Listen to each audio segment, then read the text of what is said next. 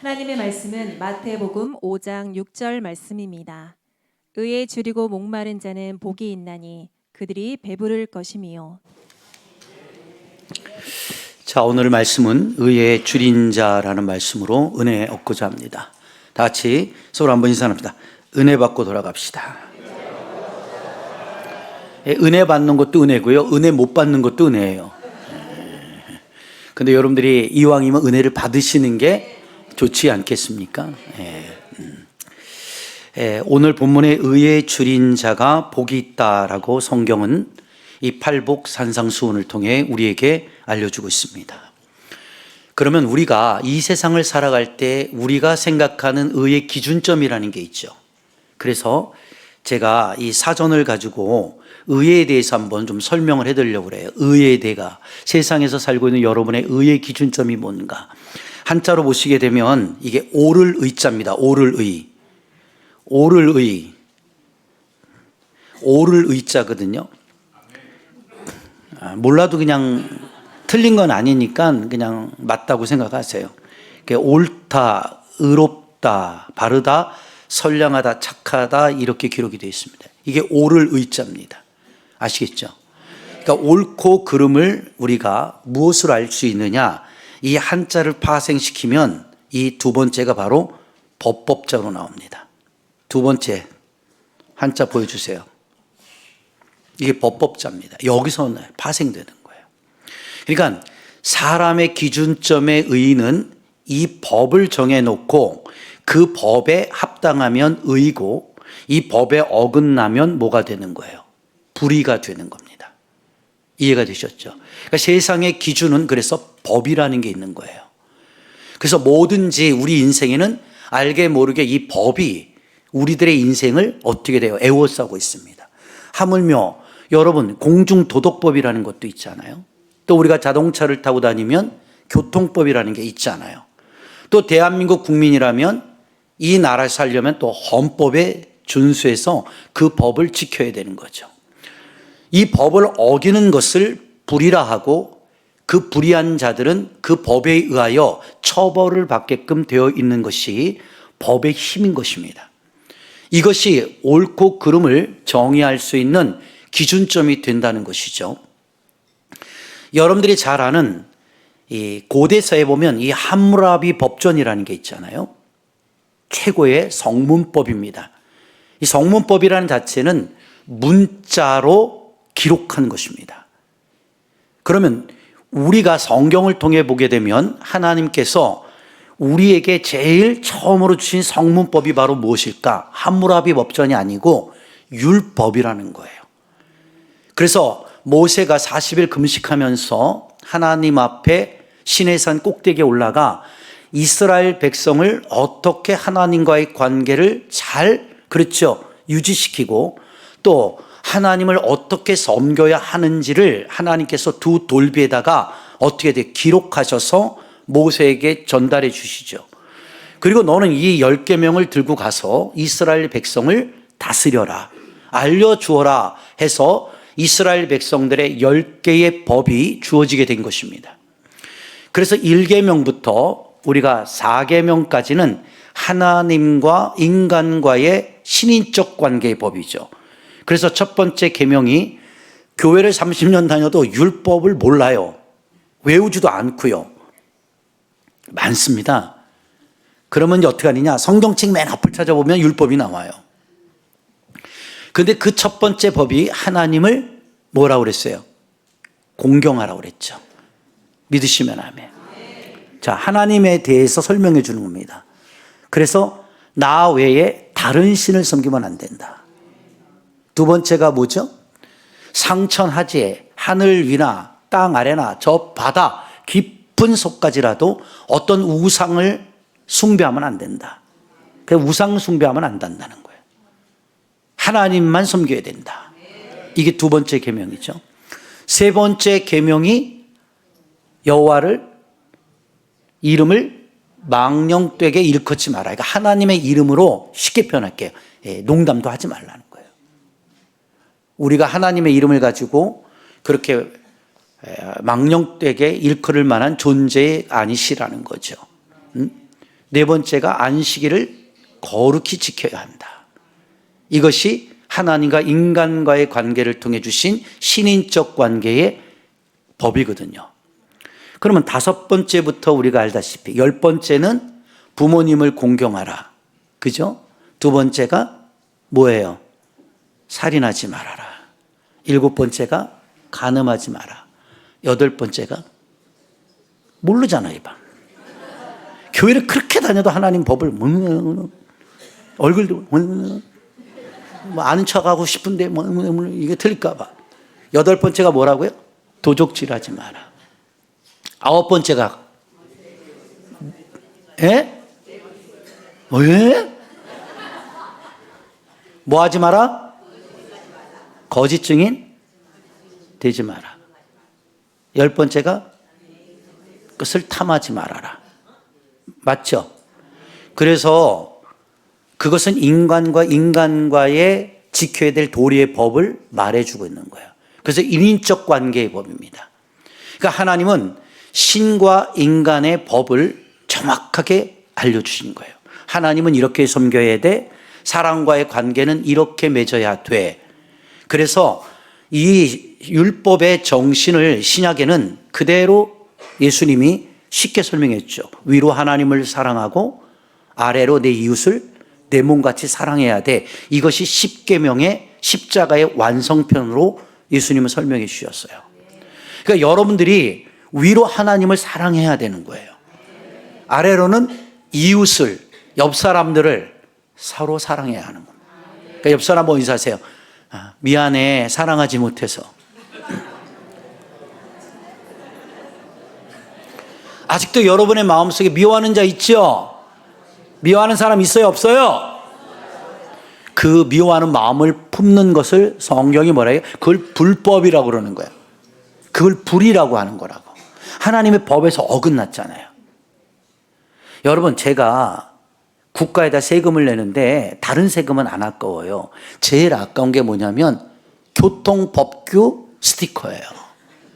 그죠? 여러분들도 우리 교회 오다 보면 이제 주차장이 부족해서 여기저기다가 막 이제 숨겨놓고들 다니시다가 안 되면 뭣도 모르고 길거리 세워놨다가 스티커 떼시는 분들이 있습니다. 360도 돌아가서 은혜 잘 받고 돌아가고 한 2주 뒤에 스티커 날라면 이런 세상에서 제일 아까운 게 뭐예요? 그 돈이에요. 그런데 한번 여쭤볼게요. 불법은 죄송합니다. 내가 한 거잖아요. 내가 법을 어긴 거잖아요. 그러면 스티커를 발부하는 건 당연한 건데 내가 불법한 거에 대해서는 화를 내질 않고 범칙금을 받은 거에 대해서만 열받아. 맞아요, 안 맞아요? 그래서 될 수 있으면 도로 앞에다가 차를 안 세우시는 게 좋습니다. 뒤편으로 조금 힘드셔도 대놓고 걸어오시는 게 5만 원을 아끼는 방법입니다. 그러니까 제가 왜 이 말씀을 드리냐면 이렇게 세상은요, 법에서 어긋나면 법 저촉이 되었다 해서 범칙금을 부여해서 사람들에게 법을 어기지 않도록 경각심을 주게 되는 거예요. 그런데 그 법을 계속 어기는 사람들은 둘 중 하나입니다. 개념이 없거나 아니면 돈이 많거나. 맞아요, 안 맞아요? 이까지 것만 나 돈으로 때우면 돼. 이런 분들은 뭐 그냥 법을 무시하고 살아도 되죠. 이 법을 지키게끔 하나님이 이 세상에도 어떻게 돼요? 옳은 것과 그른 것을 구별하는 지혜를 주셨던 거예요. 그 성경도 율법을 통해서 이렇게 하나님을 섬기는 것이고 이렇게 인간과의 관계를 온전하게 맺어야 돼라고 하나님은 율법을 통해서 하나님의 뜻, 의지요. 그 의를 우리에게 알려주신 겁니다. 믿습니까? 그럼 여러분이 성경을 왜 읽을까요? 왜 또 필사도 할까요? 왜 말씀을 묵상할까요? 그것은 하나님이 원하시는 옳은 길을 가려고 하는 거예요.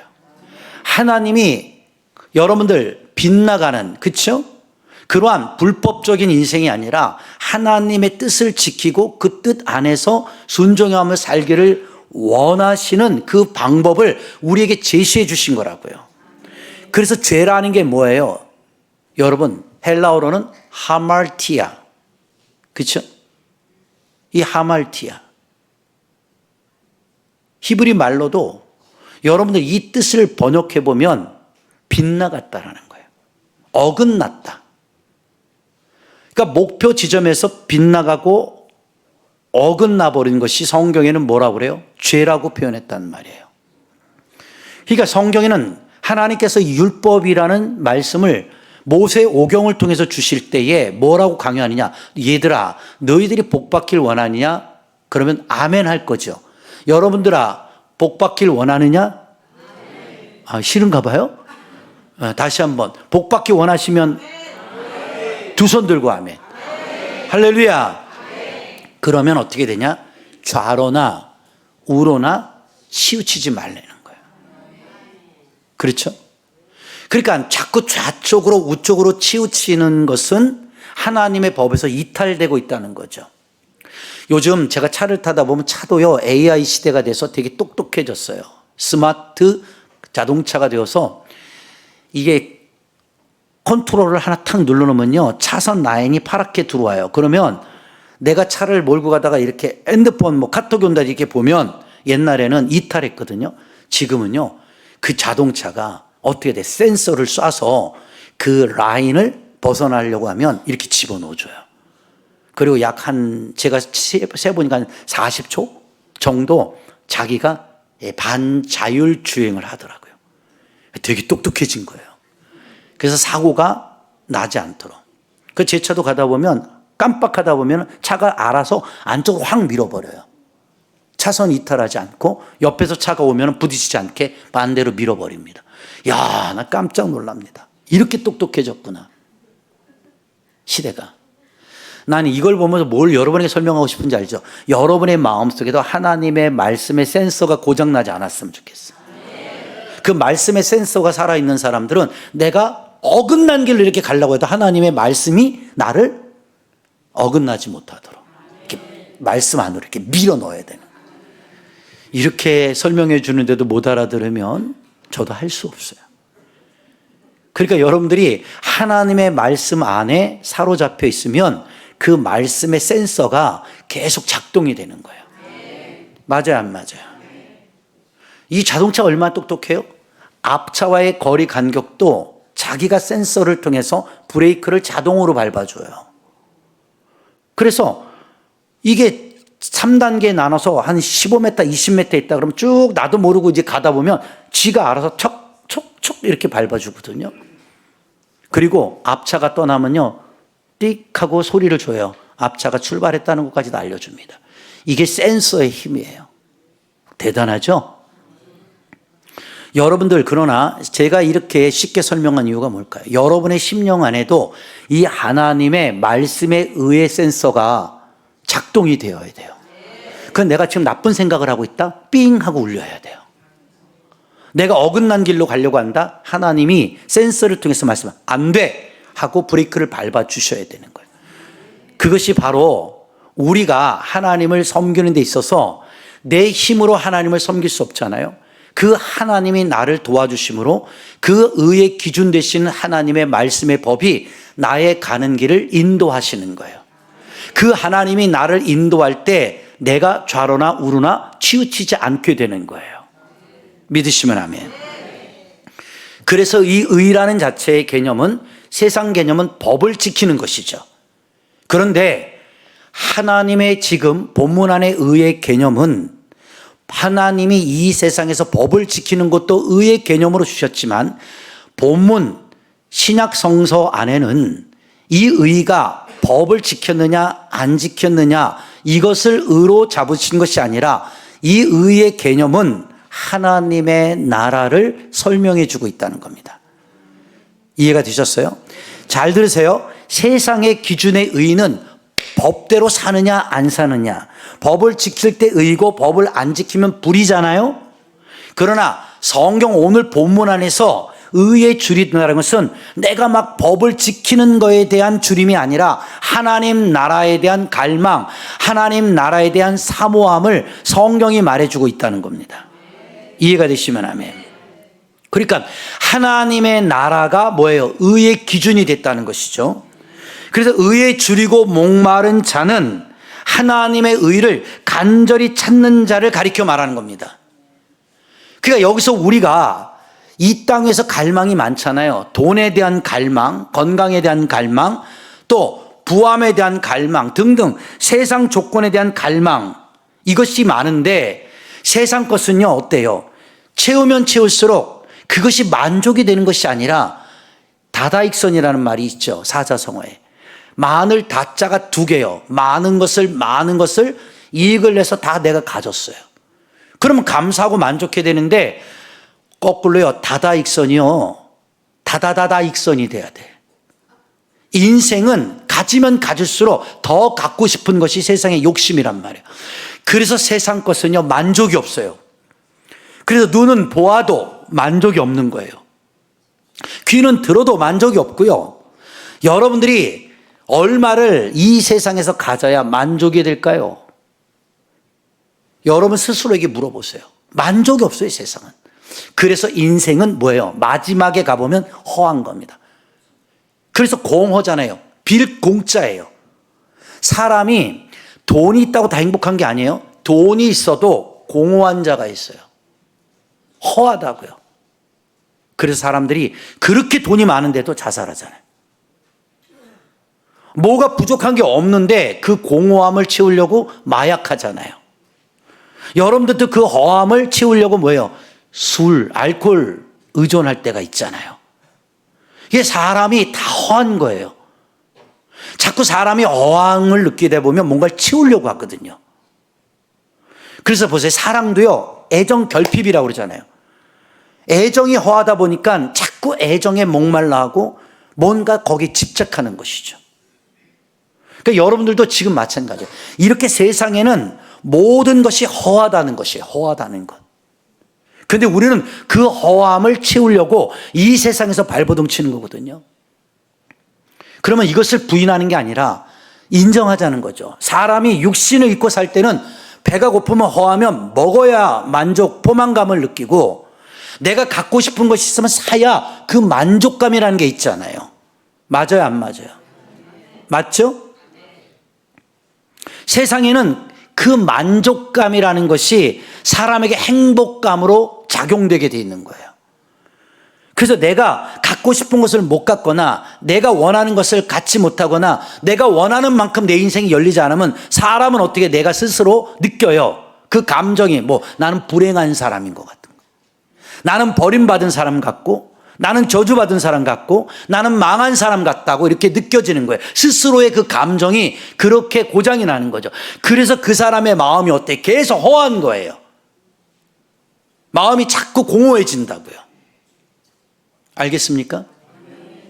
그런데 오늘 본문 안에서 의에 줄였다라는 것은 이런 세상의 공허함으로 인한 의의 줄임이 아니라 너의 마음 심령 속에 그 하나님의 나라가 있느냐 없느냐 이 얘기를 말하는 거예요.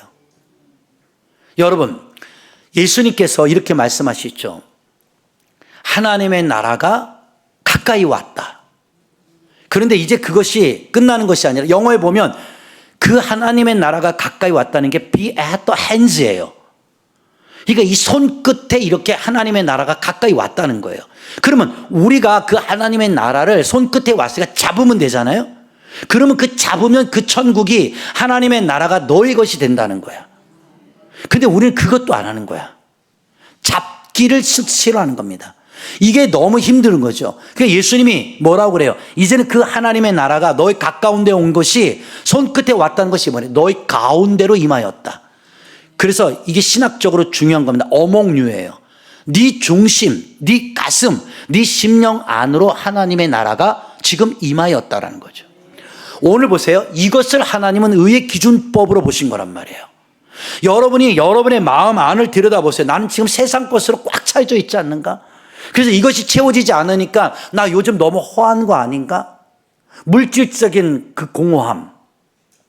그렇죠. 부에 대한 결핍, 여러 가지 세상 조건에 대한 원하는 것들을 갖지 못했을 때 찾아오는 그 여러분의 마음의 허함이 여러분의 마음의 나라가 되고 있지는 않느냐는 거지.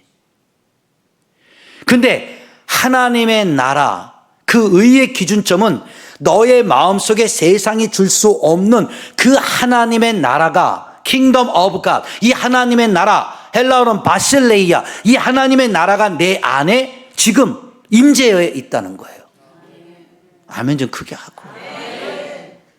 하나님의 나라가 내 마음에 세워졌다는 얘기예요. 그게 바로 뭐예요? 하나님의 의의 뜻이라는 거예요. 그러니까 여러분, 우리 복음성가에도 그 찬양하잖아요. 내 마음 천국일세 그러잖아요.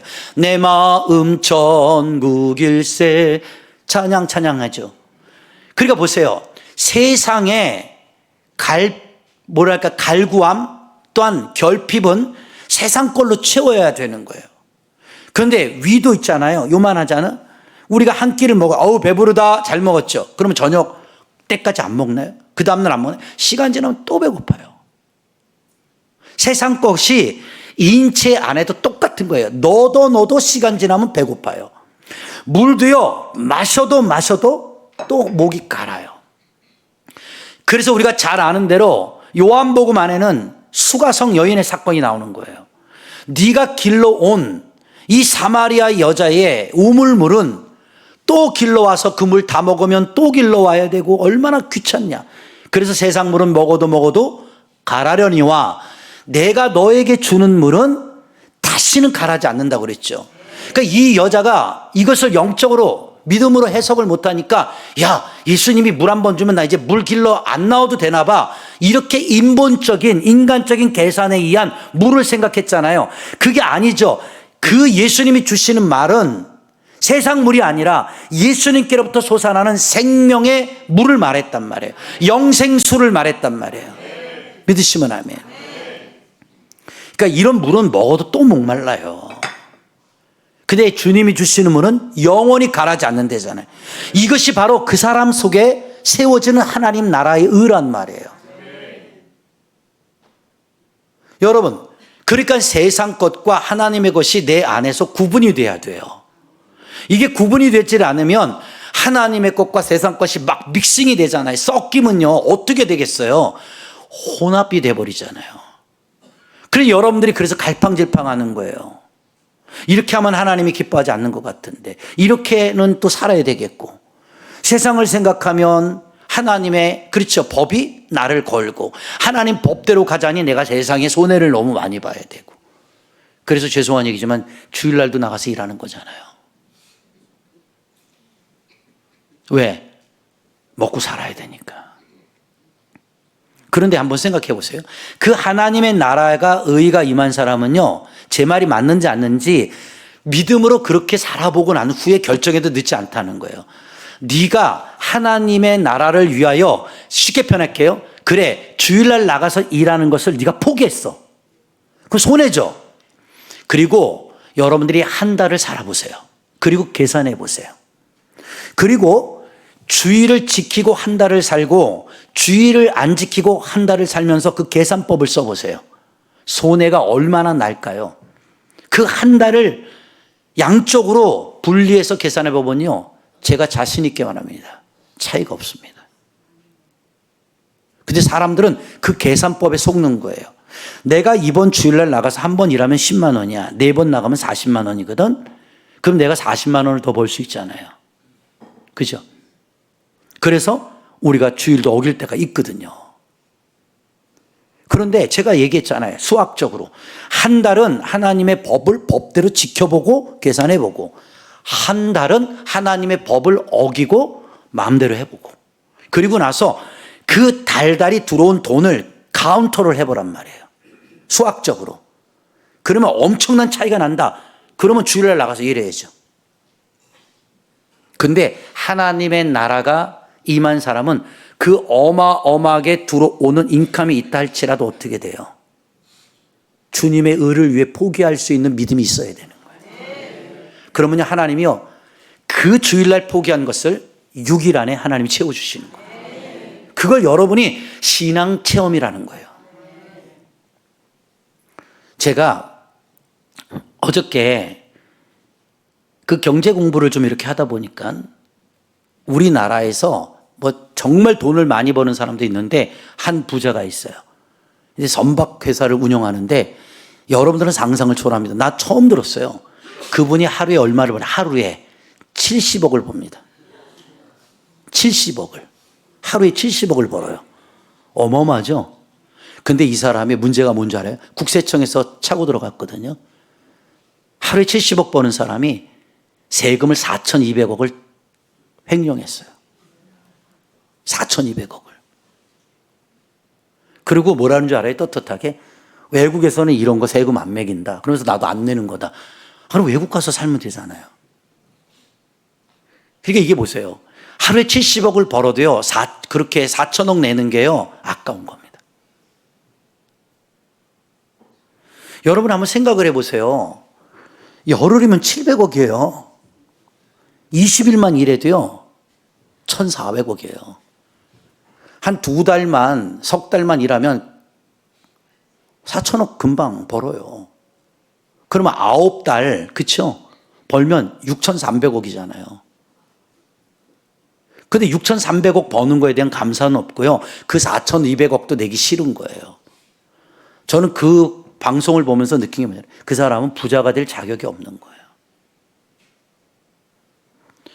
여러분들이 어떻게 생각합니까?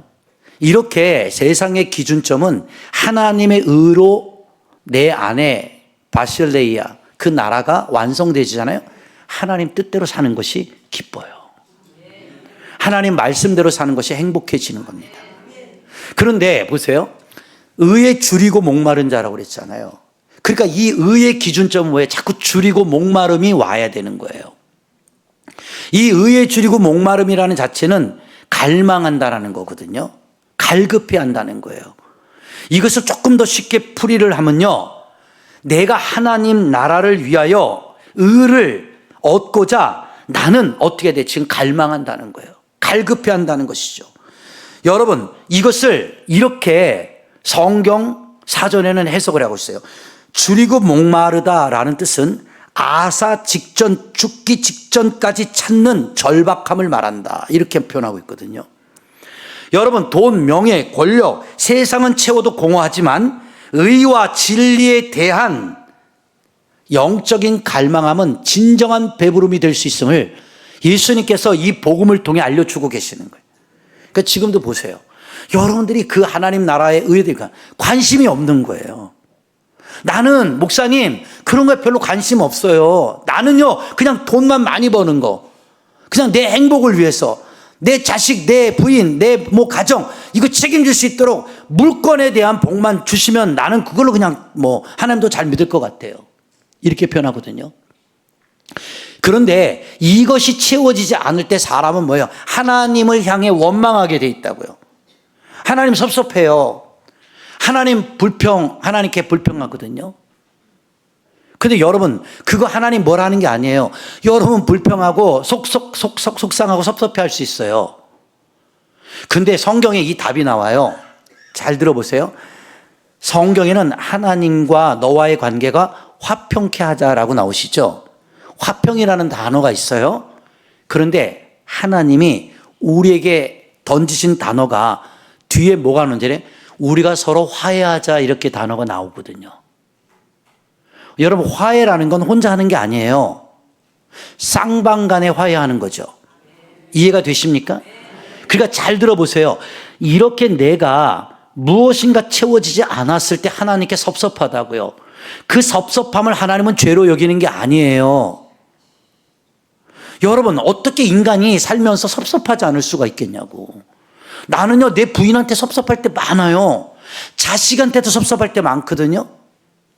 옆 사람 보고 인사 보세요. 안 섭섭해? 솔직히 한번 물어보세요. 나는 전혀 안 섭섭하다. 나는 섭섭한 게 없다. 그럼 나만 손 들었네? 아니, 살다 보면 아무리 부부간에도 사랑해도 섭섭해요, 안 섭섭해요? 내가 난 새끼도 섭섭해요, 안 섭섭해요? 섭섭하다니까요. 그러면 섭섭함을 갖고요 두고 보자. 내 또 보복할 거야. 이건 부부관계가 아니죠. 이건 부모 자식 관계가 아니죠. 그래서 저도 자식을 두고 있지만 때로는 우리 자식이 섭섭할 때 그래요. 아빠 나 너한테 섭섭하다. 야 뭐가? 그럼 너 저번에 그랬는데 야 이렇게 했는데 내 되게 섭섭하더라. 너 말 그렇게 하면 섭섭하지 않겠냐? 그랬더니 미안해. 난 그런 뜻이 아니었어. 그럼 또 풀어줘요. 섭섭한 건요, 상호 간의 소통이 돼야 풀어지는 거예요. 그러니까 보세요. 하나님이 우리에게 죄의 문제는 화평을 끼치러 오셨지만 인간에게 하나님이 뭐 하는 거예요? 던지신 게 화해하자는 거예요. 우리 서로 화해하자. 이 말이 무슨 뜻인지 알아요? 너와 나 사이에 섭섭한 것이 있으면 말해. 내가 들어줄게. 그럼 여러분 그때 얘기하는 거예요. 기도하면서. 하나님, 나 이렇게 하나 열심히 믿는데 왜 돈 안 주시는 거예요? 좀 정말 섭섭해요. 나 하나님 돈 줘보세요. 내가 뭐 쓸데없는 짓 합니까? 물론 나를 위해서 쓰겠지만 하나님 은혜를 위해서 더 쓸 겁니다. 이거 되게 웃긴 얘기잖아요. 이렇게 여러분이 말하는 것이 그게 기도라고요. 근데 성경을 잘못 해석하면 그것도 불평하는 걸로 착각한단 말이에요. 그런 말도 하지 마! 여러분, 그러면 인간이 속 터져 죽지 않을까요? 부부간에 아닥하시고요. 그냥 살아보세요. 얼마 못 가 헤어집니다. 부부간에 대해 어떤 부부가 행복하게 오래 살아요? 대화를 많이 하는. 그래서 저희 부부는요, 한 가지 철칙을 정하는 게 있어요. 뭐냐면, 여보, 우리가 사람인지라 서로 실수하지? 그러면 이래요. 그러면 당신이 화가 났을 때 말하지 말고 화가 깔아졌을 때 나중에 저녁에라도 나한테 말해줘. 뭐라고?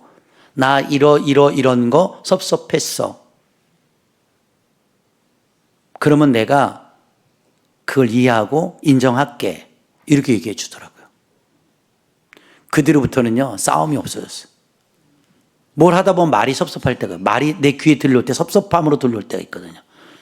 옛날은 뭐라고? 이렇게 얘기를 했는데 지금은 안 그래요. 듣고 그래. 나 당신 그렇게 말하면 나 정말 섭섭해. 내 마음을 왜 몰라주는 거야? 이러면 그랬어? 당신 그런 마음이었어? 미안해. 이래. 안 싸워요. 섭섭함을 얘기할 때 싸울 게 없어요. 빨리 기회를 드릴게요. 빨리 섭섭함을 서로 빨리 푸세요. 시작. 나 이거 너 어저께 나 10만 원만 달라고 그랬는데 안 주는데 되게 섭섭하더라.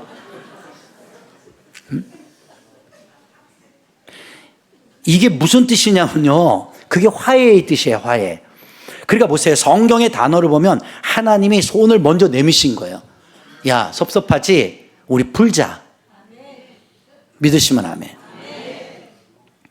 그러니까 보세요. 의에 줄이고 목마르다는 거잖아요. 목마르다는 거예요. 지금 내가. 그러니까 세상 것도 목마르고 하나님 것도 목마른데 여러분들의 그 기준점은 세상 것이 채워지지 않으면 어떻게 돼요? 섭섭하다니까요. 그걸 하나님이 뭐라고 하지 않는데 하나님은 이렇게 섭섭해 표현하는 거죠. 그래, 네가 섭섭한 거 인정하겠다. 그런데 얘들아, 네 마음속에 내 나라에 대해서 좀 채우면 더 좋지 않겠니? 네 마음속에 세상 것만 채우지 말고 하나님의 나라, 그 의를 좀 한번 채워봐라. 그게 안 채워지면 나도 섭섭해 라는 거예요.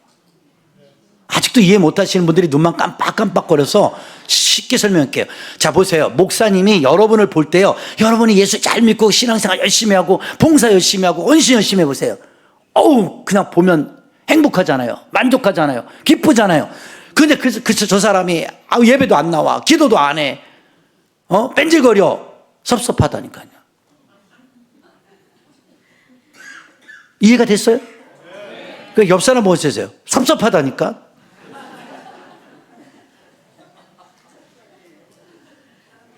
저희 아버지도요, 저한테 섭섭할 때 많거든요. 그럼 어머니 전화 오세요. 아버지 너한테 좀 섭섭하단다. 엄마 도대체 어떻게 하라는 거야 나보고. 식사 한번 사드려라. 그러면은 알았어요. 그리고 전화해서 아버지 나오세요 식사.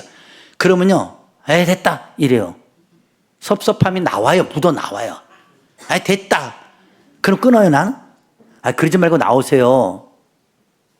또 한 번 이렇게 얼러드려야 돼요. 아니면 부인이, 며느리가 아버님 그러지 말고 나오세요. 그리고 이제 나가서 어쨌든 밥 한 끼 사다 드리면 막 이렇게 잡숴, 맛있는 거. 그러고 나면은 그게 없어지더라고. 그게 없어지더라고. 그러니까 여러분들 신앙생활 하면서 잘 들어보세요. 섭섭함을 갖고 신앙생활 하면요, 계속 섭섭하는 일만 생기고요, 시험 드는 일만 생겨요. 화해를 하란 말이에요, 화해를. 난 여러분에게 분명히 말합니다. 화평케 하라는 말까지는 난 안 하겠어. 여러분, 그런 주제도 못 돼. 화해도 못 하는데 무슨 화평케 하냐? 어? 다 따라해 보세요. 나 오늘 결심했어. 너랑 화해할 거야. 이래야 복을 받아요. 그래야 뭐예요? 이 속에 하나님 나라가 임하죠. 이것을 대표적인 예로 하나님이 예화법을 알려주셨죠. 야, 하나님 앞에 제사하러 왔느냐? 그래, 잘했다. 그런데 너 오늘 보니까 형제하고 싸우고 왔네? 주님이 뭐라 그래요? 그냥 제사를 거행해가 아니죠. 네가 가져온 재물은 우선 제단 앞에 두고 가서 네 형제하고 뭐 하라고 그래요? 화해하라는 거잖아요. 그리고 다시 와서 제사 드리라고 그랬죠. 믿어요? 안 믿어요? 맞아요? 안 맞아요? 그러니까 보세요. 여러분들 속에 그러한 불편한 진실을 가지고 하나님께 제사하고 예배하면 그 예배가 되게 불편해지는 예배가 되는 거예요. 그런데 내 마음속에 내 부인하고 비록 어저께 싸웠다 할지라도 오늘 교회 와야 되잖아요. 그러면 어떻게 해야 돼? 아침에 눈 떴을 때라도 미안해 하고 화해하고, 그래야 이게 털고 나와야 예배도 행복할 거 아니겠어요? 그게 바로 하나님 나라의 의라고요. 저도요, 우리 집사람하고 싸울까 안 싸울까요? 싸워요. 그런데 싸우고 만약에 내가 예배 시간에 나와서 말씀 전하더니 되게 불편해요. 그런데 하필이면 그때 주제가 뭔지 알아요? 사랑이에요.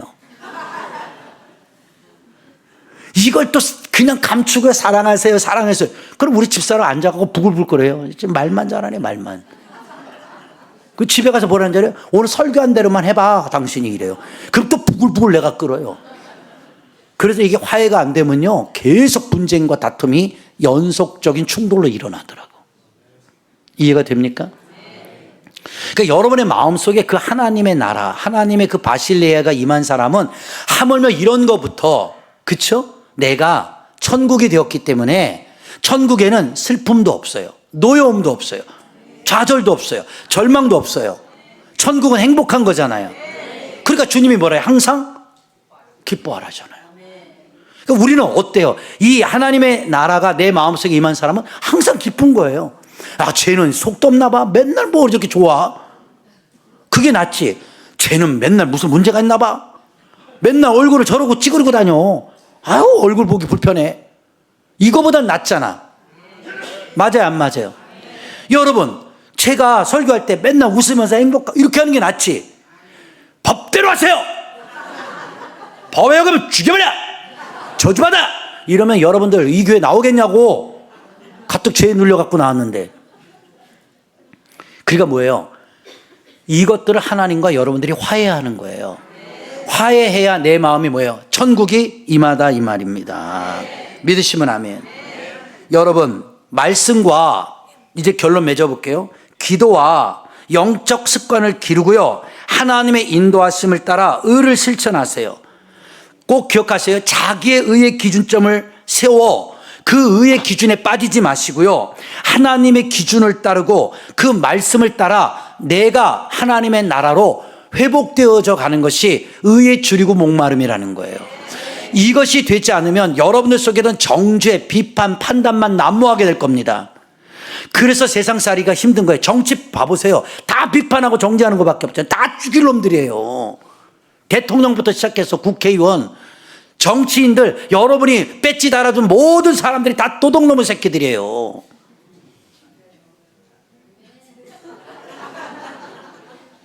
미안한 얘기지만 그러면 여러분 생각해 봐봐요. 우리의 기준점으로 보면 그 다 불의한 놈들이잖아요. 그러면 거꾸로 뒤집어 볼게요. 여러분은 의롭습니까? 여러분은 죄 안 짓고 살아요? 그러니까 뭐라 그래요? 우리는 바꿔 기도해야 된다니까요. 그 불의한 도적놈의 마음 속에도 하나님의 나라, 하나님의 의가 임하잖아요. 그럼 불자가 떼어져요. 의로운 자가 되는 거예요. 여러분, 마지막으로 이 예화를 드리고 마칠게요. 예수님이 십자가에 달려 돌아가실 때 양쪽에 두 강도가 서죠. 다 불의한 놈들이에요. 예수님만 의로운 분이에요. 그런데 그 목숨이 깔딱깔딱 그 숨 쉬고 떨어지는 그 순간에 보세요. 오른편에 있는 강도가 마지막에 무슨 마음이 들었는지 마음을 이렇게 표현하잖아요. 주님과 화해하는 거예요. 나는 죄인입니다. 내가 당연히 죄를 져서 이 십자가에 처형되는 것은 정당한 죄값을 치르는 것입니다. 그러니까 그 옆에 있는 강도가 비아냥거렸잖아요. 그러니까 우리는 죄를 져서 당연히 죽는 게 마땅하지만 이분은 죄가 없도다 그러잖아요. 그러면서 마지막 이 고백을 하죠. 당신의 나라에 들어가실 때에 저 좀 데리고 가시면 안 될까요? 그 말 한마디가 주님이 뭐라 그래요? 네가 오늘 나와 함께 낙원에 들어갈 것이다 라고 말하시잖아요. 믿으시면 아멘. 이게 무슨 기준점일까요? 세상의 기준점은 십자가에 처형해서 죽이는 것이 법의 완성인데요. 주님은요, 그 마지막 순간에 자신의 불의를 깨닫고 하나님의 나라를 받아들인, 그 하나님의 의를 받아들인 그 강도에게 쉽게 표현해 면죄부를 주신 거예요. 그리고 천국에 들어갈 수 있는 은혜의 길을 하나님 열어주셨잖아요. 즉 세상 사람들은 다 똑같은 의의 기준법으로 저 새끼 도둑놈이야, 저 새끼 죽일 놈이야, 저거는 당연히 십자가에서 처형되는 것이 마땅한 일이야 라고 했지만 예수님이 바라보는 그 죄인들의 눈은 그러지 않았다니까요. 저는 그 사건을 보면서 뭘 깨닫는지 알아요? 우리에게도 마지막 순간까지 하나님이 그 하나님의 의의 기준, 하나님의 나라가 여러분의 마음속에 그 바실레이의 왕국에 임하는 기회를 하나님은 놓치지 않고 계신다는 거예요. 저와 여러분이 예수 믿는 거는요, 그 기회를 잡는 거예요. 내가 죄인임을 알지만요, 그렇죠? 내가 그 죄를 내 스스로가 해결할 수 없는 것을 나는 통촉할 수밖에 없지만 예수 그리스도를 믿으면 그분이 나의 죄를 사하고 나를 구원할 것이며 그 하나님의 나라가 완성되어진 그 나라에 나를 입성하게 하실 것이라는 그 믿음의 의의 기준이 내가 죄인임에도 불구하고 떳떳하게 하나님의 나라에 들어가게 해달라고 그 강도가 말하는 고백이 우리의 고백이 될 수 있다는 거예요. 그게 하나님의 은혜란 말이에요, 여러분. 그러니까 성경은 말하잖아요. 세상의 법의 기준으로 옳고 그름을 너희들이 정죄하고 비판하지 말라는 거예요. 그 비판으로 비판을 받고 그 정죄로 정죄를 당할 것이다. 모든 사람이 죄를 범하였으며 하나님의 영광에 이르지 못하였다. 우리는 그 죄에 대한 모든 대가는요, 난 그렇게 생각해요. 하나님께서 심판할 거라고 난 봅니다. 여러분이 심판관이 되지 말고 저는 이렇게 기도했으면 좋겠어요. 여러분들 삶 속에 여러분의 기준에 맞지 않는 그 불의한 자가 있습니까? 그걸 비판하고 정죄하는 것이 아니라 이렇게 기도하셔야 돼요. 하나님, 저 사람 마음속에 하나님의 나라가 임하게 해주세요. 그렇죠? 저 마음속에 하나님의 나라가 임재하게 되면 그 사람을 하나님의 나라가 회복시키는 겁니다. 불의한 자가 의로운 자가 되는 거고요, 죄인이 의롭게 되는 거예요. 우리가 그랬잖아요. 모든 사람이 죄예요. 그런데 우리를 의롭다 여김을 주신 거잖아요. 그게 로마서에서는 너무나도 유명한 신화, 이신칭이라는 거예요. 의롭지 못한데 하나님이 그냥 너를 의롭다고 여겨준 것 뿐이에요. 불러주신 그 은혜가 얼마나 감사합니까? 내가 여기 서 있는 건 여러분들보다 잘나서 서 있는 게 아니에요. 내가 더 죄가 많으니까 하나님이 나한테 그런 것 같아요. 너 여기 서서 하나님 나라를 선포하고 와. 여기 앉아 계신 분들은 나보다는 별로 죄가 없는 것 같아요. 여러분, 우리는 모두 다 죄가 많아요. 다 그래서 죄인인 거예요. 그래서 은혜 받으면 우는 거예요. 왜? 내가 죄인임을 그때 깨닫거든요. 그게 뭔지 알아요? 하나님의 나라가 임한 거예요. 하나님 나라가 임하잖아요. 나도 모르게 죄인임을 인정하게 되고요, 눈물이 나고요, 회개가 터져요. 그게 뭐예요? 의에 줄이고 목마름이에요. 그러니까 믿음의 영적인 갈망함이 여러분에게 있어야 여러분의 신앙생활하는 게 행복하다니까요. 이제 여러분에게 마지막으로 권면합니다. 제발 세상 걸로만 채우려고 하지 말고 하나님을 세상 것을 채워주는 마치 그쵸 해결사이신 그런 분으로 섬기지 말고 여러분 속에 영적인 그 갈망과 갈급함이 목마름으로 좀 나타나기를 바라요. 이것을 더 쉽게 설명하면 이거죠. 내가 하나님 뜻대로 살아야 된다. 이렇게 살면 안 되는. 내가 더 열심히 기도해야지. 내가 하나님 뜻대로 더 살아야지. 내가 하나님 말씀을 어기지 말아야지. 이런 막 간절함 있잖아요. 아니야? 나 오늘 예배 들어가야 돼. 난 요즘 예배 드리는 게 너무 좋아. 난 예배 없으면 못 살 것 같아. 돈 없으면 밥 한 끼 굶어도 되는데 난 주님 없이는 못 살 것 같아. 이게 뭐예요? 굶주림이라고. 이런 마음을 갖기가 어렵죠. 한 번 나오는 것도 힘든데. 뭐 여기만 오면 맨날 예배 나오라고 그러고, 맨날 기도해야 한다고 그러고, 전도 나간다고 그러고, 왜 사람을 그렇게 힘들게 하는지. 나는 그냥 예수 교회 다니는 거 편하게 믿고 싶은데, 그게 뭐예요? 줄이고 목마름이 없어서 그래요. 갈급하면. 세상 제가 그랬잖아요. 돈 되는 거는요, 어디든 쫓아간다니까. 보험하시는 분들 들어보세요. 제주도에서 계약해 줄게. 제주도 날아갑니다. 미국에서 한 200만 원짜리 계약해 줄게. 미국도 갔다 올 것 같아요. 세상 것은요, 그렇게 합니다.